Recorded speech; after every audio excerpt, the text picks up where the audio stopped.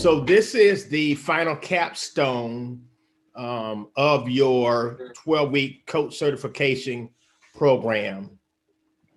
The 12 weeks was about helping you to master the modalities and help you to understand processes of discovery around balance, around values discovery, around destiny, design, understanding terms. This is about really talking about some of the core elements of the business of coaching and getting it off the ground. While we will not be going into every nuance about coaching, we will be offering, and we do offer the equivalent of CEUs about 3 times a year. Our next one will be either in February or March of 2021, where we will be talking about how to master the art of asking questions. And that's a whole technique on that. There are different models. And so we're going to be doing that as well. Also, at the end of this, you'll also be receiving an ebook that goes into marketing your coaching practice. It's about 160 pages. And so you'll be getting that. And so we're not trying to do everything all in one session, but we do want to continue to position you to launch your coaching business successfully. And so I want to encourage you to take some really good notes. I'm going to do more talking, which is obviously the opposite of coaching. But this is about really just trying to get the information out to you. All right. So this is the business of coaching. If anybody else comes on, they'll just have to get in where they are. We are recording this. All right. So let's talk about the business of the business of coaching. The very purpose of this is to position you to launch and successfully run a profitable coaching business. And so we're going to be talking about how to develop business relationships and referrals, because the reality is that if you are not generating clients and if you are not getting referrals, then you don't really have a viable coaching business. So I've been coaching around 11 years. I got my first certification in 2009. Almost 100% of my clients, whether they are certified, people that are coming to be certified, or whether they are clients, almost all of them come through relationships, either through relationships that I currently have or relationships with others people who have relationship with someone else. And so it's really important to understand the power of relationships as it relates to building your coaching practice. So one of the things that you want to remember as an anchor thought is that the greatest equity you have as a coach is in your relationships. Your bottom line is in your relationships. Booz and Company put out a report a few years ago, and it said that 80% of future revenue is generated by 20% of your customer base or client base. 80% of future revenue is generated by 20% of your customer or client base. So that is the power of relationships. So you want to be able to go back, even as you begin to launch your coaching practice, you want to go back into the existing relationships you have, and you want to cause them to give birth to other relationships. So one of the best ways to start is to go through your existing relationships that you have. Where have you volunteered before? Where have you given value to? Who are the people that were constantly coming to you who said that when you got your coaching practice off the ground, I'm going to be one of your first clients? right? So you want to go and make a list of those relationships, old jobs that you have had, youth groups maybe that you used to run, or workshops that you did for free. And now you have a greater toolkit that you can now go back in. So don't try to go and deep dive for new relationships. Go ahead and leverage the existing relationships that you currently have. And that was something that I did not do when I started my coaching practice. But the one thing that I did do, because I was pastoring at the time, was to tap into the warm market that I already was a part of. All right. So here's how I think about relationships and referrals. Regardless of what we do, we are in the people business. And you probably have heard of during your coaching certification process, you heard the term saving, serving, and solving. Purpose is about saving, serving, and solving. And saving, serving, and solving have at its core people. So the best advertisement that you can have is not a Facebook ad. It is not a post. The best advertisement you can have is walking billboards. What do I mean by that? Your walking billboards are satisfied people. Even if they're people who were not providing remuneration for any of the certified work that you were doing, or any of the pro bono work that you were doing, those are still testimonials that you have. So if you can get those people, excuse me, if you can get those people to put together a 15 or 20-second video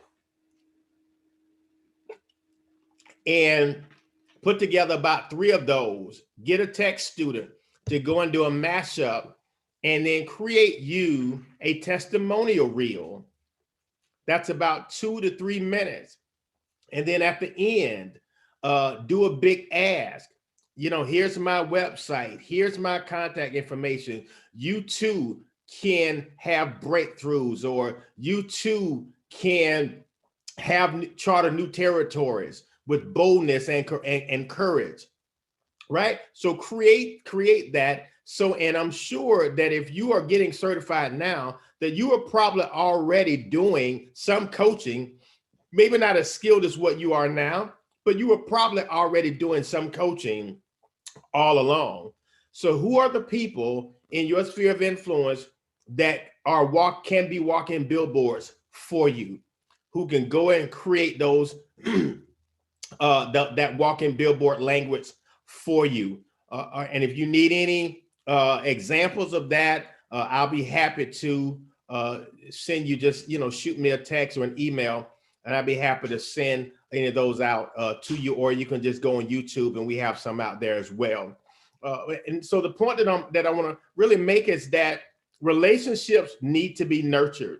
The relationships you have, and we should want to nurture relationships in respect to what you're trying to accomplish.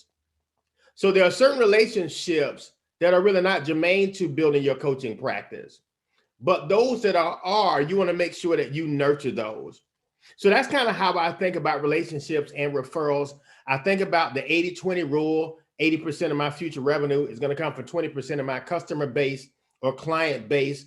So I am really big, even if I'm doing consulting, I am really big at making sure that I deliver platinum service. I'm really big at making sure that my administration is locked.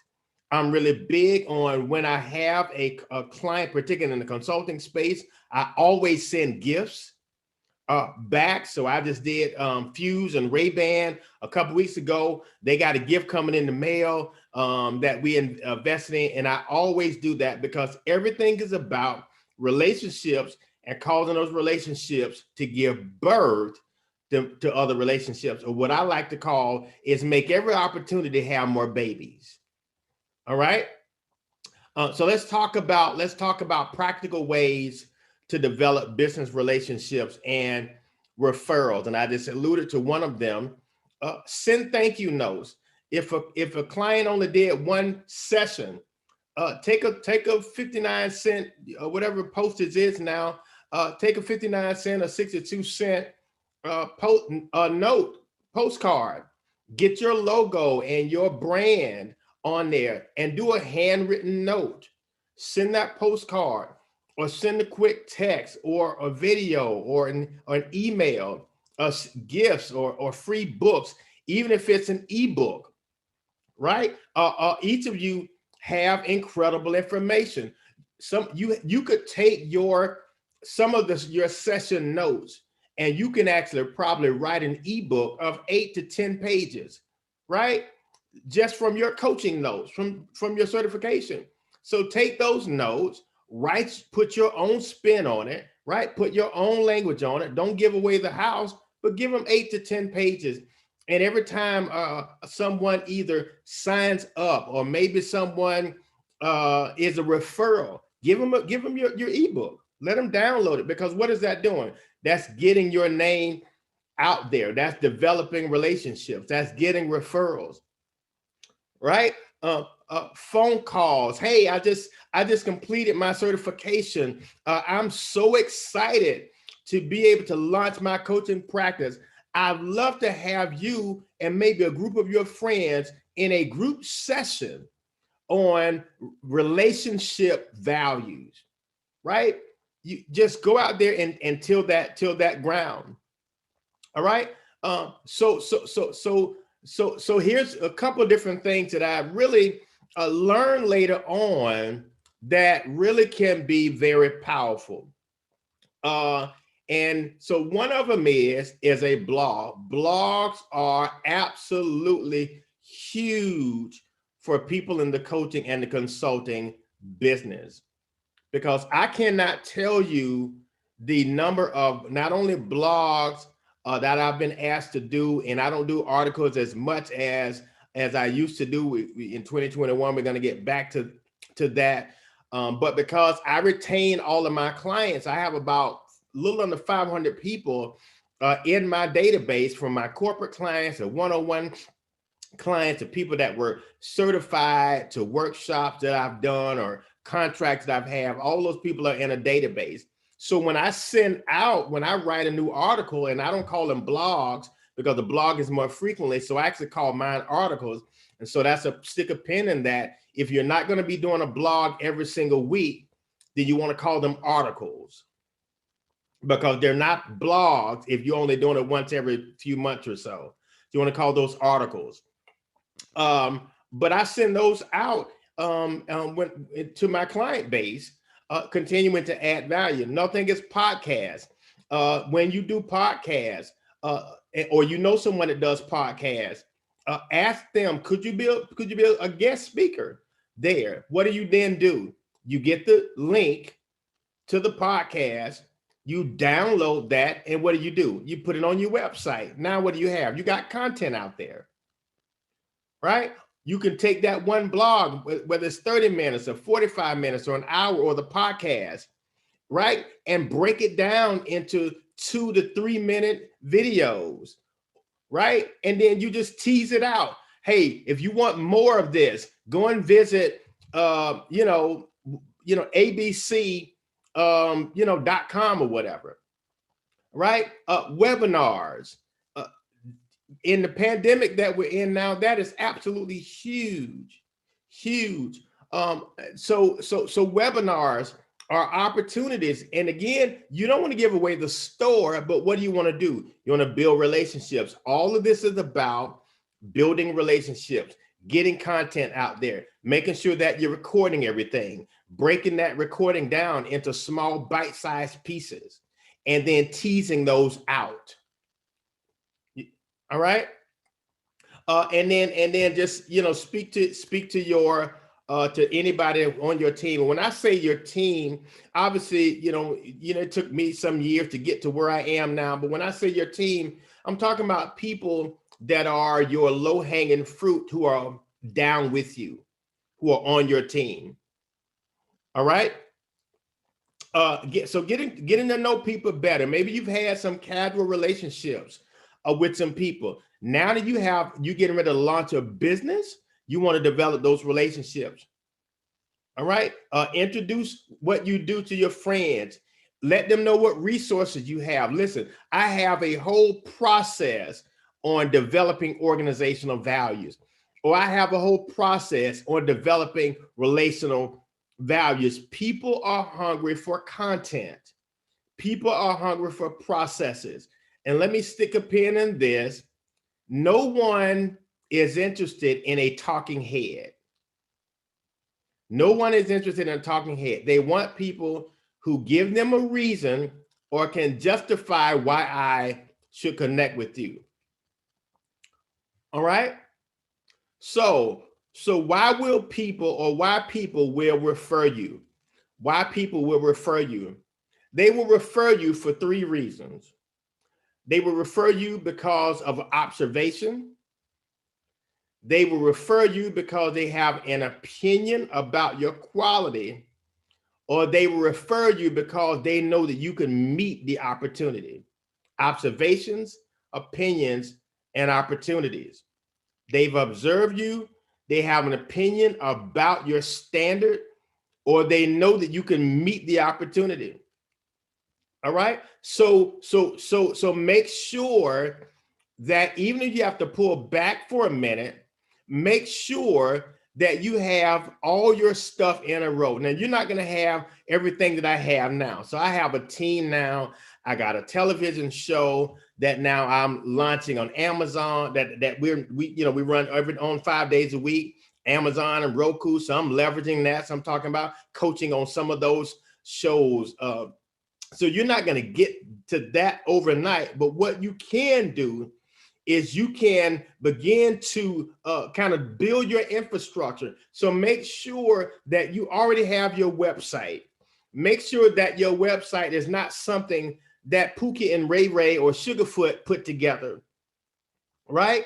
Make sure that you got a nice website, right? Make sure that your mobile site looks as good as your desktop site.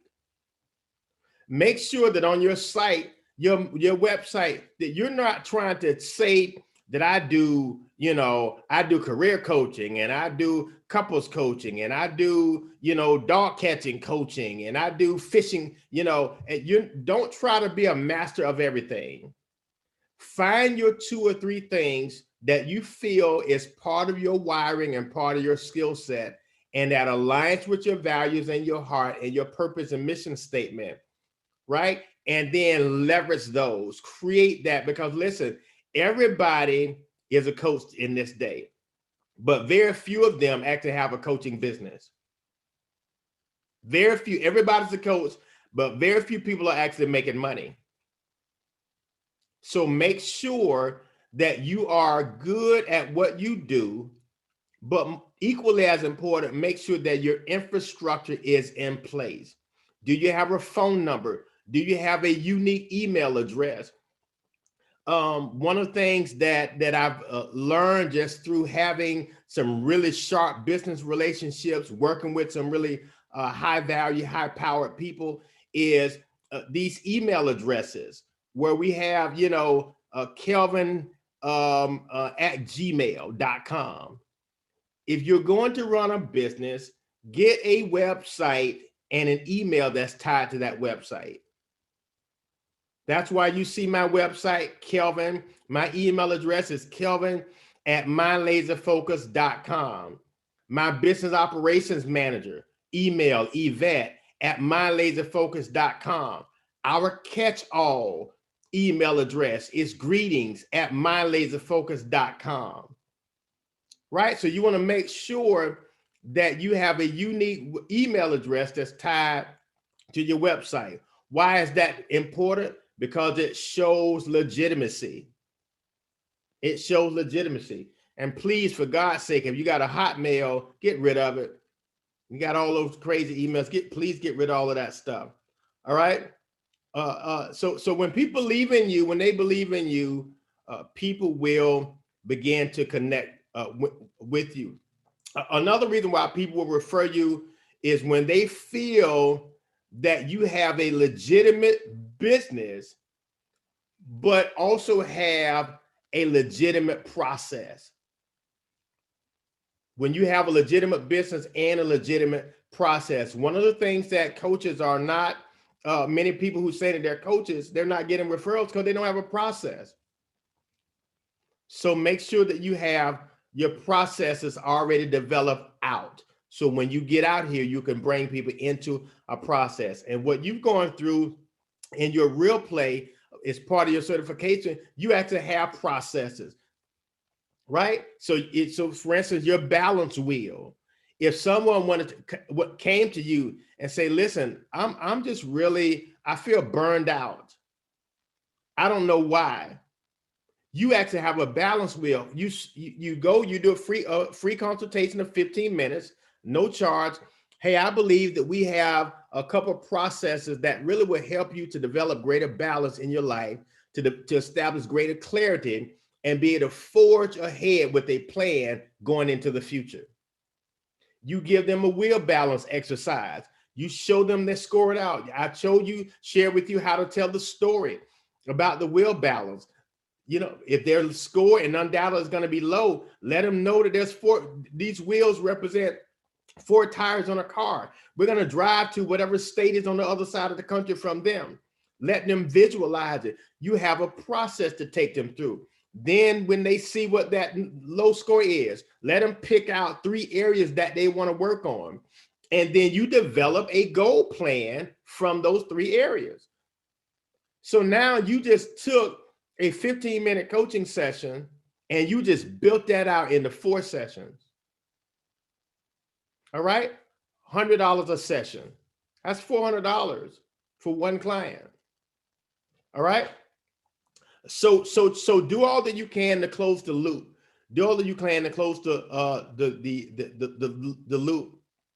All right. Another reason why people will refer you, because when you add value, catch this, when you add value to people who are not even your clients, people will remember the imprint that you left upon them. Now, I'm not talking about spending an hour with someone, because you got to get paid for your time. But you probably remember this in your coaching session, ABC. What is that? Michelle, unmute yourself. Tell me what ABC is. I'm sorry, repeat that. I was trying to type. ABC is what? Always. Always the AC hat. Is that what you're talking about? Yeah, always be coaching. Always coaching. Right? So yep. you want to make sure that you continue to add value, even with people that are not your clients. So as an example, Dr. Lamont Turner, I was there, and for those of you that are part of that church, I don't know if everybody is, and I know some of our other people are in Florida. They're riding in the car, having what for me is a regular conversation. I asked transformational questions.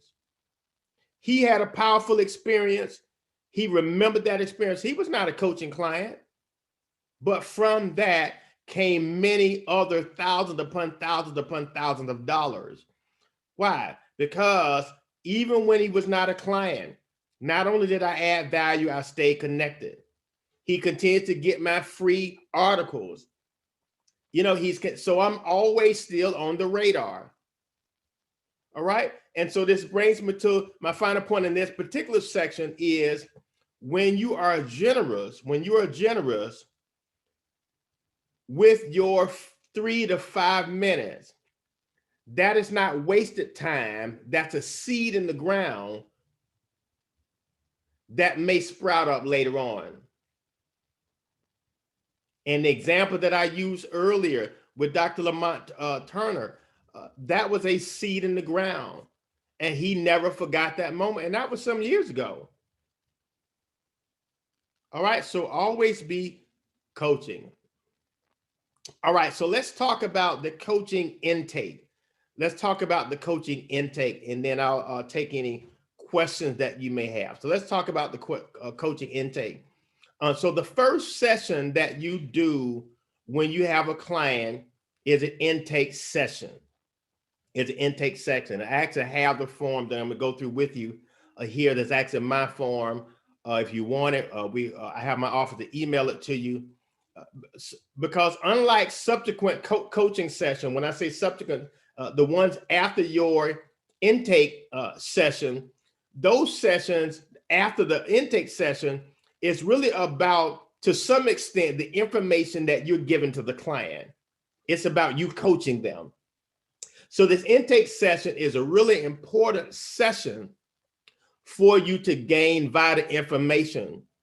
And in that intake session is where you want to communicate how you operate, what they should expect from you or from your coaching. If you remember your coaching, I think it's page 6 or page 8 in your manual. Remember where you had to sign that and my signature was on there? What did that do? It outlined what were the expectations, who was supposed to make the calls, when were we going to start working together, when was it going to end, how long were we going to work together, when we were going to check in. It laid out all of that information, right? So it talks about the frequency of your sessions. So you want to be sure that the client knows how many agreed upon sessions do we have.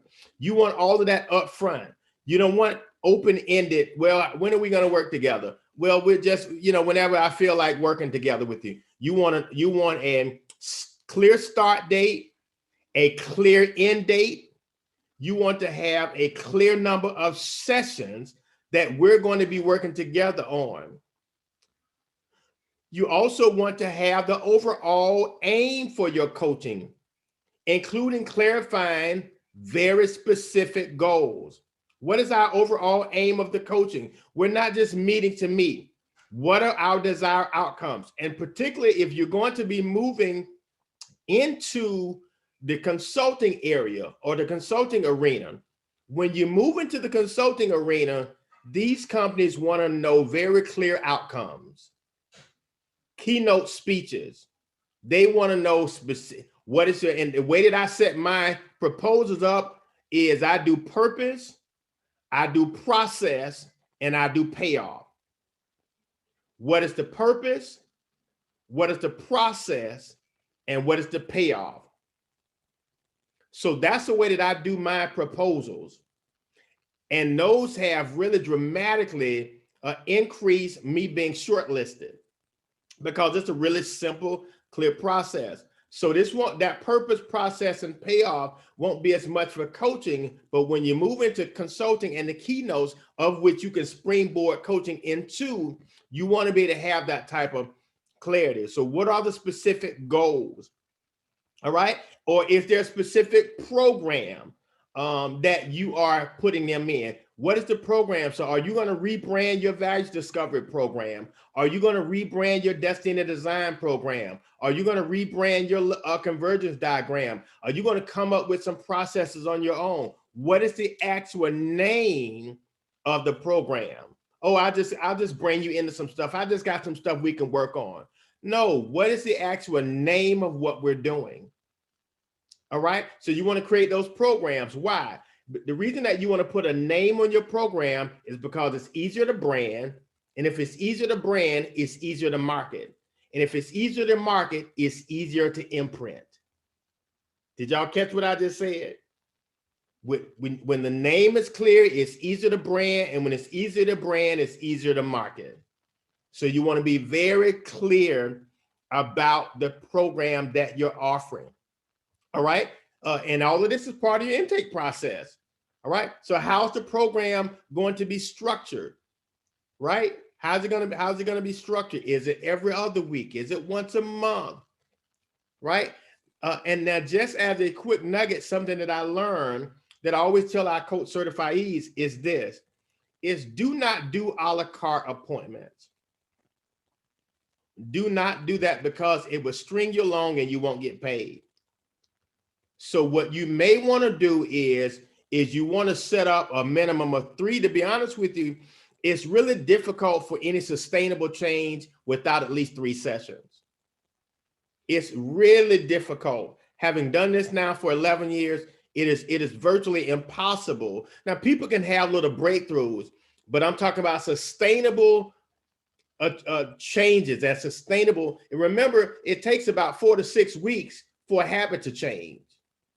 So that's about how long you really need to be working with the client, right? And then if you want to, if a client signs a contract or a coaching agreement, because it's really not a contract, but a coaching agreement of 4 to 6 weeks, then what you can do in between that is to then do kind of a la carte appointments. Maybe they need to do some quick ad hoc appointments. So you may come up with a price. So your whole 4 to 6 weeks may be one price, but then they have to do some ad hoc appointments in between. And some of your executive coaching contracts are actually set up that way. So that's not really a bad idea. But also on your coaching intake is you also want to have your administration. So I talked about 3 things. I talked about the information on your intake session, about the coaching intake. I talked about the frequency of sessions that need to be on your intake. And then I talked about it. I'm going to talk about administration. And your administration is about the administrative process. How do they contact your office, right? Do they email you? How do they schedule appointments? If you notice on the bottom of all of your emails, down at the bottom, underneath where it says it takes 2 to know 1, you had underneath there, schedule a consulting appointment. You notice everybody, all of my clients, no matter who they are, utilize that link, which is linked to my calendar. So I don't have to worry about who's booking appointments or when they're canceling appointments, because everything is automated, right? So what is your administrative process? How are sessions going to be paid? All right, when are they going to be paid? My admonition is that you would have your clients to pay for sessions in advance of sessions. Have them pay in advance.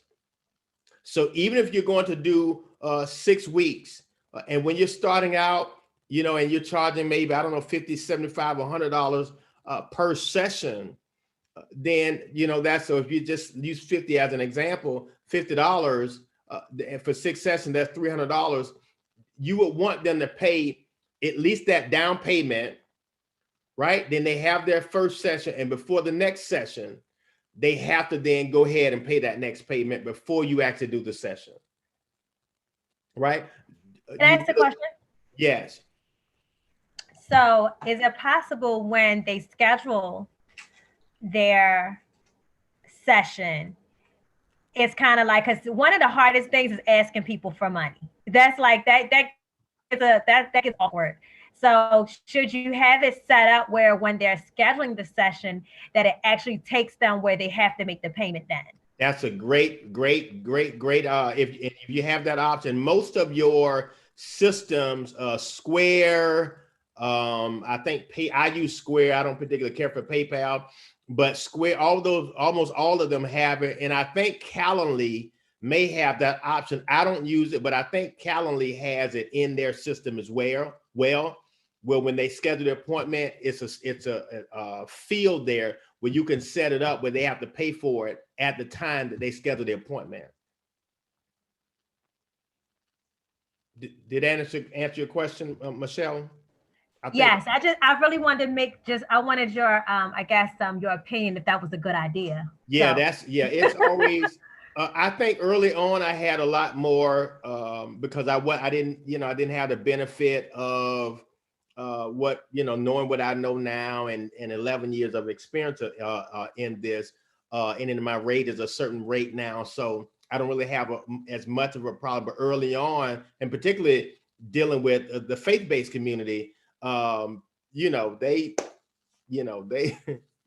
folks just, so I would caution, yeah, we talked about that. Yes, absolutely. So I would strongly caution setting appointments that are not prepaid. As Michelle mentioned, if you can use Calendly or Square or some other system where they can go ahead and pay for the session in advance. and it allows them to then go to the calendar and book an appointment.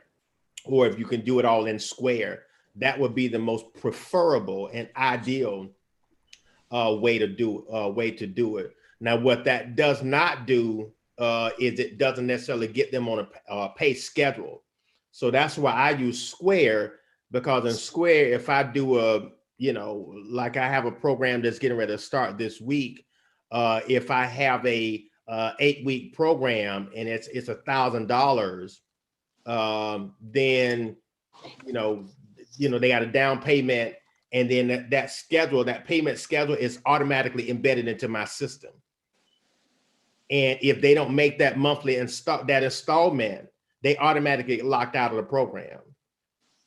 So it's a couple different ways that you can do it. You just have to find what works best for you. Are you able to automate your system?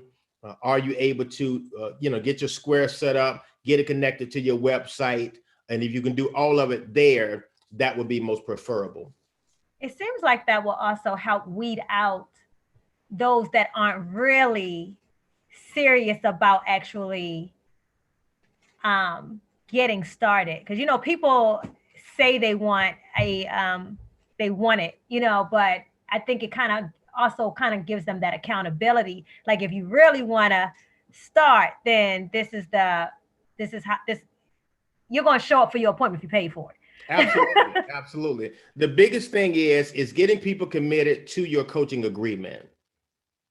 Get them to sign that coaching agreement. Generally, when you get them to the coaching agreement, that's generally a different market of people. So I would try to move everything out of the realm of strictly just verbal. Hey, go to my website. If you can get them to go ahead and sign the coaching agreement, that generally is the market that is going to go ahead and follow through. All right. Yes, sir.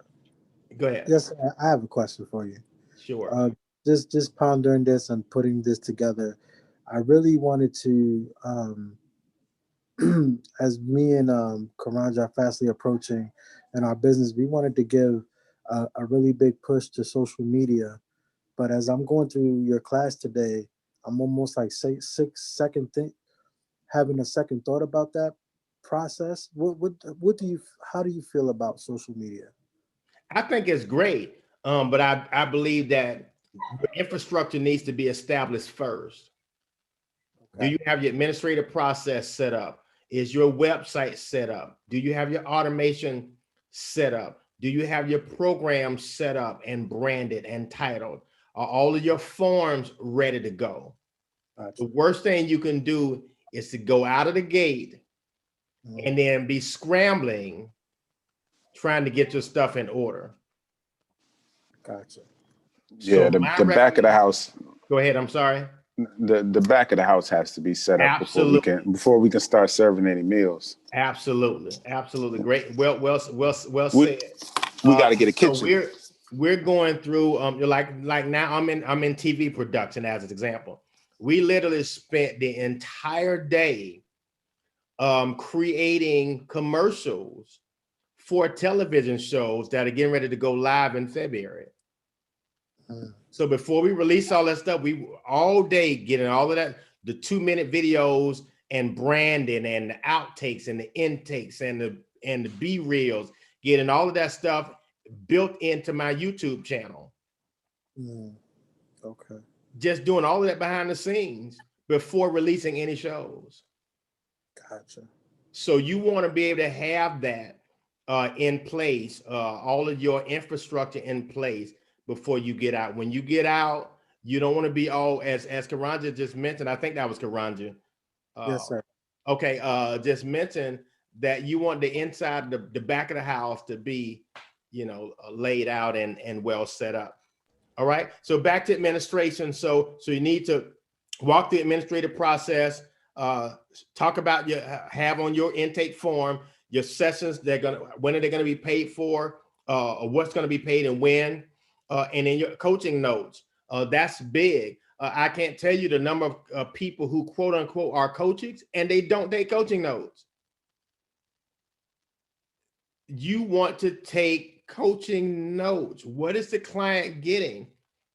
Every one of you, at least you should have. If maybe I slipped up once or twice or something somewhere, but every one of you, generally within 15, 20 minutes, you had your coaching notes, right? That went over what we talked about. You had what your next steps were. You had what your takeaway was.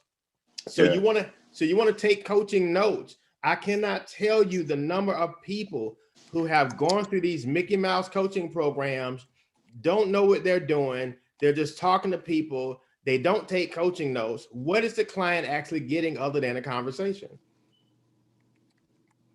So you want to differentiate yourself by the quality of your service, but also by some of these nuances, like taking coaching notes. All right, so can you all see that, that intake form? Yeah, I can see it. All right, awesome. Yes, sir, I can see it. Good. All right, so I use a couple different intake forms. This is just one that I pull out. There's the form that you all filled out as part of your coaching program. But if I was to take on a client, I would have had another form similar to this. So notice here that I have basic information here: name, mailing address, preferred contact number, email address, occupation, right? And then coaching expectations, right? See there? What do you want to work on in coaching? That's very specific. Now, why did somebody tell me, why do we need that? Why do I want to know what we're working on? Because we want to understand the process, the type of process we want to put them through. Absolutely. Yeah. Absolutely.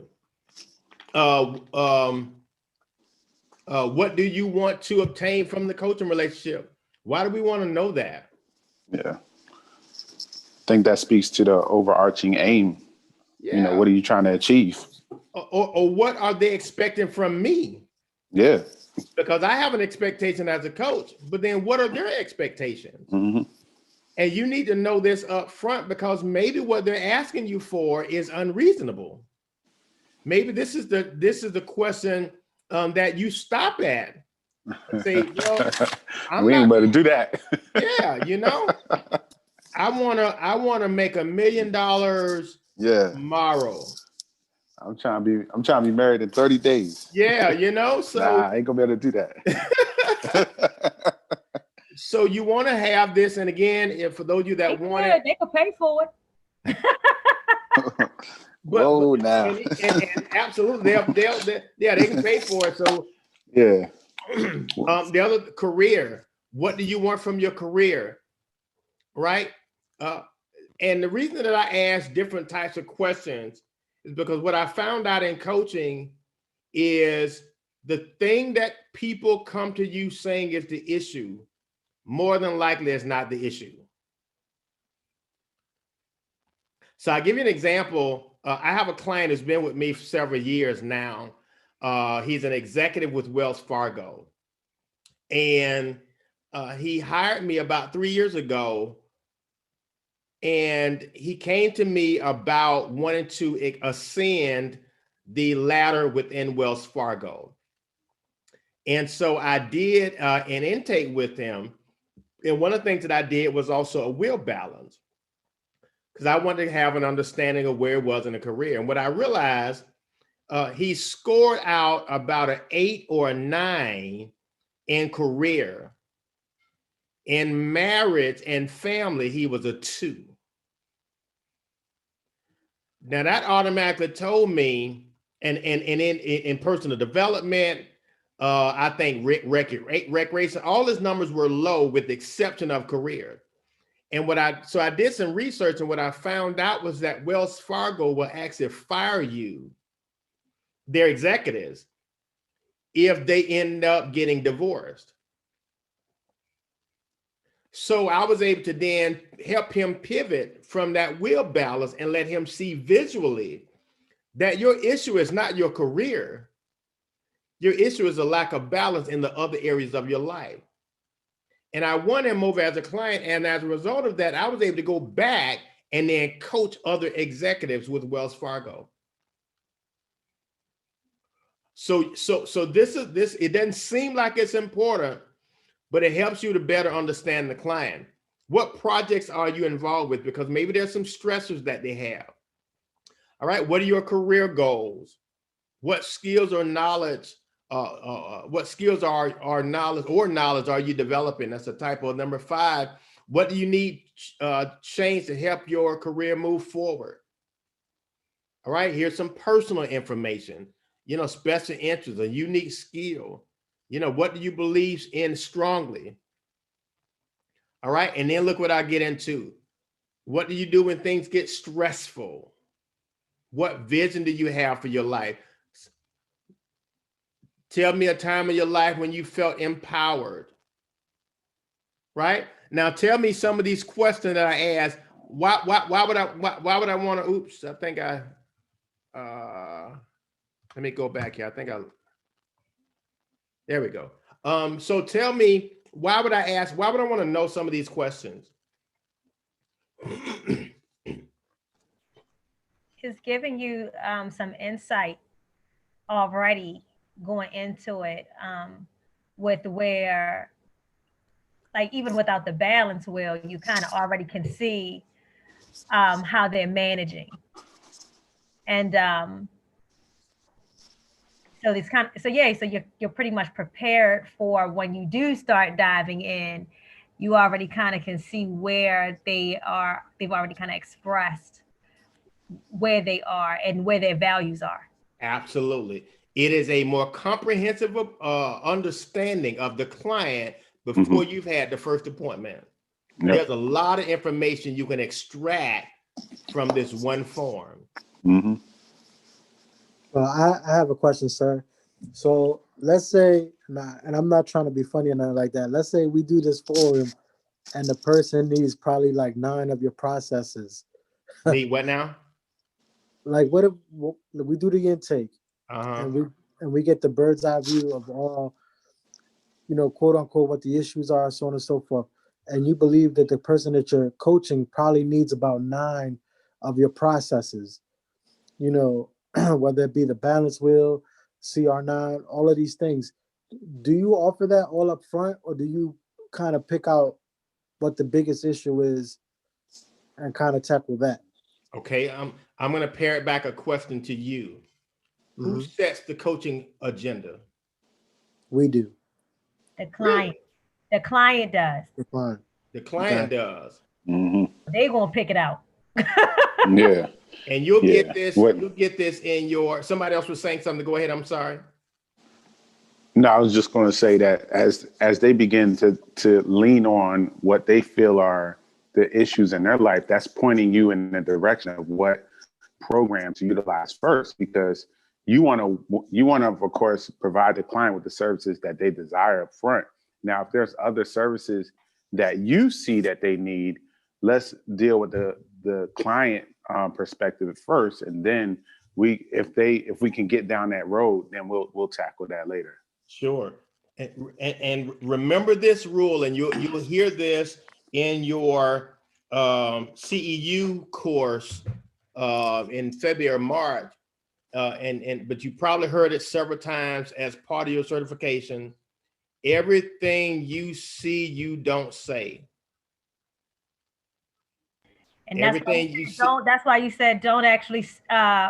You have to be careful, even with your questions, not to have leading questions. Yes. Right. Yeah. The client sets the agenda. You may see they need 9 processes, but they don't see it. Yes, sir. Gotcha. Right? Remember, the greatest discovery is that of your own heart. Yep. Right? So the client sets the agenda. That is a basic ethos of coaches. And that's what sets coaching apart from mentoring and therapy and counseling. The mentor knows all the answers and the mentee shuts up and listens. Coaches let the client set the agenda, which brings me to part 4 of this intake form on the action step. What does it say? What 2 steps could you take immediately to help you move forward? Right? That's an ownership question. And you're going to get that as part of your model question system. What can I say to you when you are stuck to help you move forward? What changes need to be made within yourself or your life to help your coaching, and that should be to help this coaching relationship be successful. Help our coaching relationship be successful. That's what that should say. That's a typo. So when you're actually, for number 2, what does one actually say as a response to that question? Because how would they know that? Like, the answer that the ideal answer would be is hire you. oh, okay. Okay. Yeah. I can get with that. All right. That question is directly intended to activate a paycheck. I've been doing this a long time, so I've learned some little tricks. I'm with you on that, sir. I didn't even have to look at the screen to know who said that. Hey now. Hey.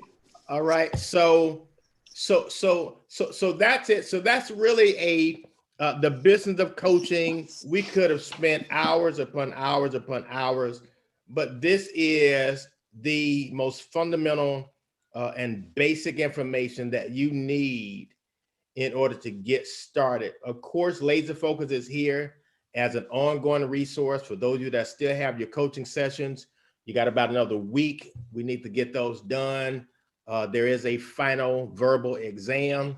So you want to get those done so we can get your certifications so that you can really get going. But Laser Focus is here as a resource, as a master coach to help you navigate this. It's probably not a whole lot of questions that you can ask that we haven't, stepped on that landmine before. So reach out to us, leverage the relationship that you have with us so that you can hit the ground running. Okay, so I'm gonna open up the floor now for questions. Any questions that you all may have? I have one. Yes. So I'm looking at the forms, and I do. Can I get a template for this? Of course. Also, I guess when I think about all of the things that we're setting up, like we're working on a website, we're establishing a phone number, we want a unique email. So I guess, do we need to go out and does any of the documents that we're putting, like our contract or anything? Oh, do you have a sample contract also? Well, in coaching, we typically do coaching agreements. Okay. I only use contracts when I am doing keynotes, consulting, longer term things, like that. I do not use contracts because in the coaching space, unless you're doing, we had citizen property insurance. So that's a big corporate contract. Okay. That's a different, when you're dealing with one-on-ones, you really don't want to get into contract. It's like, think about your lawn person. Right. And your lawn person say, well, you got to sign a 1-year contract. Yeah. Versus if he says, well, here's a basic agreement of some terms that we agree on.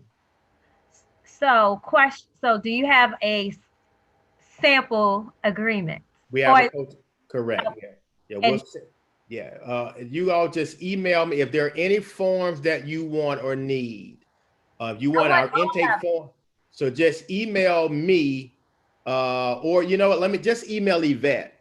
Let me email Yvette, because that's really who's going to be getting you the forms. So let me give you that email address. Do we need to have any do we need like the legal, like a lawyer looking over anything, or pretty much what Yeah, no, lay these out? forms, Yeah. I've already gone through most of that Mhm. stuff, so there's no reason to really do that. You can if you want to. No, I didn't want to. So I was hoping whatever I got from you was going to be legit enough. Yeah, we have an attorney that a business litigation attorney that we've Yeah. had since probably 1995. So who's done all of our stuff for us. I mean, split dollar agreement contracts, and I mean every kind of thing you can think of. We've invested considerably on all of this stuff. So you can either do your own, or you can get ours and save that money. It's up to you. But email, whatever the form, if you want the intake form, the coaching agreement, you can email evette at mylaserfocus.com. Yvette@mylaserfocus.com. What are all the forms? So it's the intake form, it's the coaching agreement. Is there should I get a proposal and all that stuff from you too? If you like, I mean, it's up to you. The proposals are going to be, I would go ahead and get it. The proposals, I don't use as much proposals for coaching because that's more of a need base. But I'll send it to you. You go ahead and ask for it anyway, because you may end up at some point either doing a keynote or doing a training or something, and so you want to kind of have that format. But I don't use my purpose, process, and payoff almost exclusively. That is for keynotes. Do you also do you have anyone that you recommend for the website? Yes, I do. Yeah, I do. Let me see. Let me talk to her, because it's a they're pretty busy. They do a lot of really big corporate, so they do stuff here for our city. But let me check with her, and I do have another person as well. So let me check with them to make sure that they're able to take on any new clients. Okay. And I'll get you that. But they are super, super, super, super amazing, and they're fast, and they're good at like lead generation and integrating constant contact, email marketing, and I know you all may not do that right now, but I use all of that stuff. So I pay for Ecamm and Zoom and simple text and email marketing. I mean, I pay for a lot of stuff, but they're able to integrate all of the stuff that I use. On some of your stuff, you stamp your face on it, so that actually that's making me excited, because that gives me a reason to go have another photo shoot done. Yes, and I was going to mention that make sure that you have up-to-date photos. Don't have Pookie and Ray Ray taking photos. Now phones are, excuse me, phones now, the technology on phones are rivaling the best cameras. So it's not really you can't use a phone, but make sure that you're utilizing a photographer who knows shots and angles, and also make sure that you're taking a full photo shoot. So you want to do business, casual, and then casual. Business, casual, and casual. That's 3 different elements, right? And then you want to do some boss photos. Then you want to do some business looking like you're engaged. And then you want to do some stuff that's fun and light. Hold on, say that again. I just need to get all my looks together. Wait, man, hold on. So I need a boss look. Okay, so you got the first set, right? You need business, casual, and then casual, right? And then you want boss, engaged in business, and then fun, light. Okay. So that's like 4 different looks. Say that again. So that's like five different looks. Well, that's where you have the first 3 are those. Yeah. That's more just a photo shoot for your headshots. Okay. Then the other ones are more, I'm running the business. Yeah. You're trying to appeal to different populations, to different groups. Yeah, you're targeting population Absolutely. Markets. Yeah. Absolutely. And you don't always want to have this serious look all the time. Yeah. Because some people want to feel you're approachable. Absolutely. So I'm excited about the photo. I'm just excited about this website, these website pictures. yeah. So and so make sure that so don't go and pull these photos out from your phone that you took at church somewhere, or you hanging out at the restaurant. Get a professional photo shoot. It'll cost you probably, if you get one and maybe 50 pictures, it'll cost you maybe a couple $100. Mm-hmm. But it would be well worth it. I have a really good photographer. So yeah, so there you go. And let them know you want somebody who knows images, but you need to drive what it is. Let them, go ahead and maybe do, write out a script, a paragraph, or what is it that you're trying to accomplish with the photo shoot. What different clients I'm trying to reach, what different target groups I'm trying to reach. Okay. I think that's it. Any other questions? Not that I know of. I know this was a lot, but the reason that we do this, and I didn't used to do the business of coaching, but I just felt like we really need to ramp it up a little bit more and really help you to hit the ground running, to cut your learning curve short. And so we added this, and we're going to continue to add input sessions and CEU courses to really just to help you to continue to build out your practice. Yes. Thank you, man. Thank you. I appreciate that. Yes. Yeah, we appreciate you. I'm really proud of you guys. Thank you, allowing us to pour into you. Welcome to the Laser Focus team. We're all here. We're family. We're here to make sure that you succeed, shorten your learning curve, become profitable, and really distinguish yourself as a bona fide coach who's really adding value and providing meeting outcomes of your clients. So we're gonna be helping you to parlay your coaching practice into consulting and into keynote speaking, because all 3 of those are completely different. Yeah. So we're going to be helping you, to how do you position yourself to get bigger ticket items. That proposal that I'm going to be sending you on purpose, process, and payoff.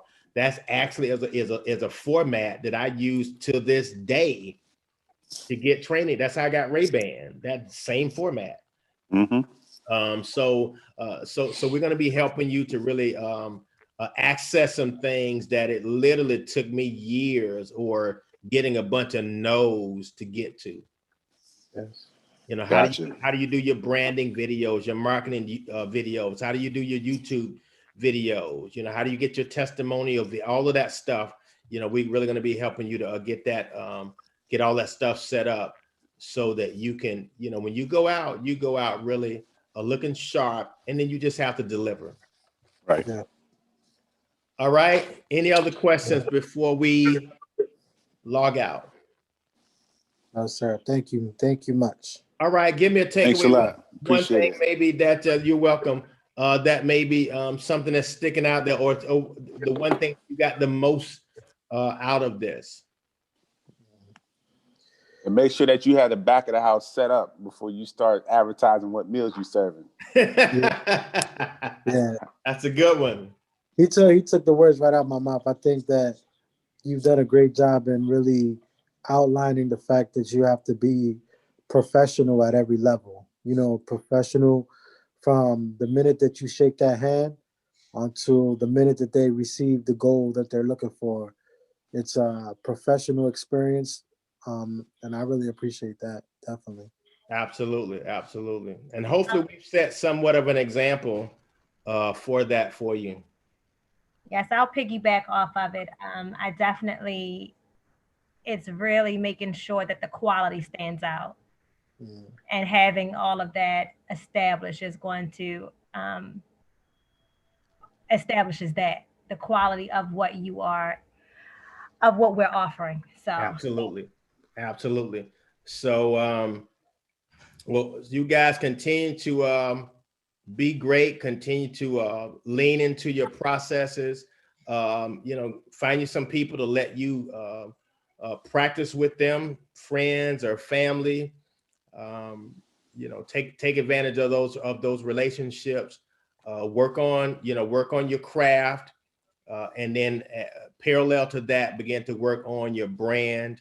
But remember, your brand is not your logo. You can see laser focus. Which way am I on that side? Laser focus there, but laser focus has a reputation.